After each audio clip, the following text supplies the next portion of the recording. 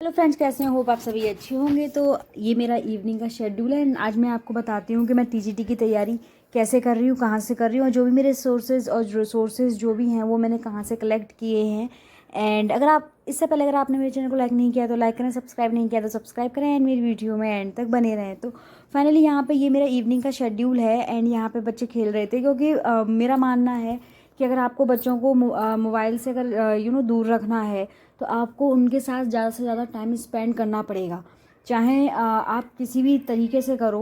And जैसे भी आपको मैनेजमेंट करना है, जैसे भी आपको बैलेंस करना है आप करो। अदरवाइज़ बच्चा इस टाइम पे क्या होता है ना कि ये इवनिंग का टाइम होता है एंड इस टाइम पे बच्चा ऑलमोस्ट फ्री रहता है। बच्चों को चाहिए होता है कि कुछ उनको ऐसी चीज़ मिले। तो मैं जनरली इन लोगों को इस टाइम पे खिलाती हूँ। दैन उसके बाद ये लोग खेल खेल के थक गए थे एंड देन उसके बाद मैंने यहाँ पे थोड़ा सा ब्रेकफास्ट दिया। एंड ये काफ़ी दिन से मेरे पास मक्खी पड़ी हुई थी एंड सडनली मैं भी भूल गई थी। इवन भूल के ही गई थी। कभी कभी ऐसा होता है कि हमें टाइम नहीं मिलता है और हम ये सारी चीज़ों को देख नहीं पाते हैं, तो कहीं ना कहीं ये मेरे हाथ से स्किप हो गई थी। दैन उसके बाद आज मैंने इसको छील लिया फाइनली, तो बहुत अच्छे से बिल्कुल फ्रेश थी। तो बस फिर क्या था, मैंने इसको बॉईल करने के लिए रख दिया। लेट्स सी जो भी रेसिपी बनेगी बाद बनेगी। एंड नाउ मैं अब टोटली फ्री थी क्योंकि बच्चों ने ऑलमोस्ट उनके पेट फुल थे तो वो रेस्ट कर रहे थे। एंड अब now I will come back to my study. तो आज मैंने जो उठाया बुक्स वो उठाई थी सोशल साइंस। अब मैं आपको ये बताती हूँ कि एसएसटी के लिए मैंने जो रिसोर्सेज हैं वो मैं रिसोर्सेज कहाँ से लिए हैं, कैसे पढ़ रही हूँ, क्या कर रही हूँ, और अगर आप तैयारी भी कर रहे हैं टीजीटी की तो कैसे करें। तो इसमें इतना टेंशन लेने वाली कोई बात नहीं होती है क्योंकि अभी there is lot of time. अगर एक पॉजिटिव वे में सोचें और अगर नॉर्मली अगर सोचते हैं ना तो कुछ भी टाइम नहीं होता है। वैकेंसी आते ही सारी चीज़ें इतनी जल्दी जल्दी हो जाती है ना कि अभी लगता है कि बस अभी तो टाइम है एंड वो टाइम कब निकल जाता है हमें पता नहीं चलता है क्योंकि there is lot of syllabus, बहुत सारा सिलेबस होता है, बहुत कुछ होता है। तो सबसे पहले जो आपका जो टारगेट होना चाहिए, अगर आपके पास सब्जेक्ट सोशल साइंस है, मेरे पास सोशल साइंस है, तो ऑब्वियस मैं सोशल साइंस की ही पूरी प्रिपरेशन करूँगी। जो भी रिसोर्सेज होंगे, जो भी नीड्स होंगी, मैं यहाँ से ही पूरा इसको देखूँगी। तो सबसे पहले मैं तो सिर्फ ये ही कहूँगी कि जो सबसे बेस्ट रिसोर्सेज होता है वो एनसीईआरटी होती है।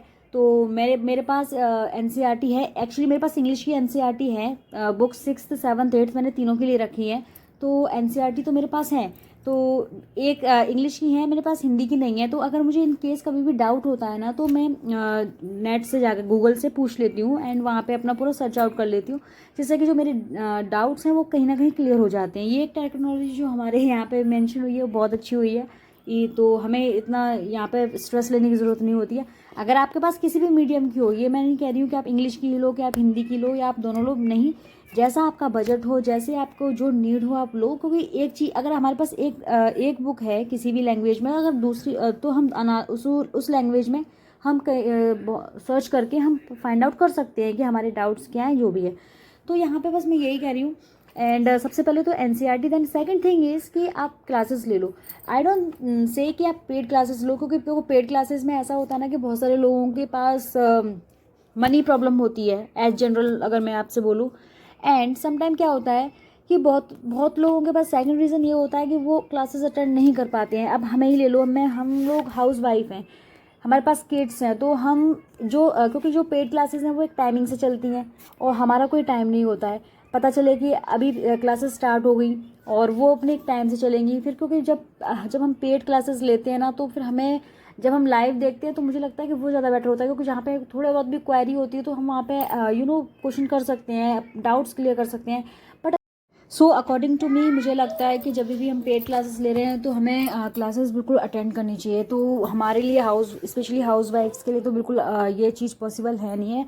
तो मैं आपको सबसे सजेस्ट यही करूँगी कि फ़र्स्ट ऑफ ऑल आप अपनी एनसीईआरटी से सिलेबस कवर करें। अगर आपको एनसीईआरटी पढ़ने का मन नहीं है, क्योंकि आजकल बहुत बोरिंग हो जाता है स्टडी, तो आप एक काम कर सकते हैं कि आपको यूट्यूब पे बहुत सारे क्लासेस मिल जाएंगी, मैराथन स्पेशली मिल जाएंगी।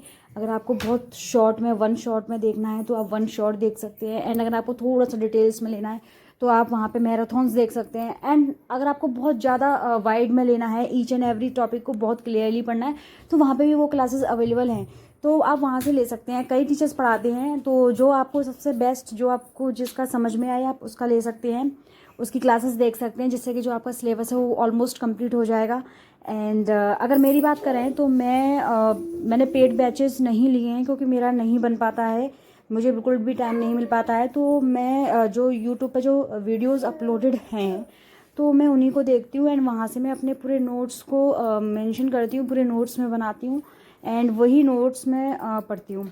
और अगर मुझे वन शॉट देखना हो तो वन शॉट भी देख सकते हो, क्योंकि वन शॉट बहुत ज़्यादा यूज़फुल होते हैं, तो वहाँ से आप देख सकते हैं। तो no need to expend extra money, कोई ज़रूरत नहीं है स्पेंड करने की। सारा का सारा कंटेंट मिल जाएगा। नेक्स्ट मिलते हैं।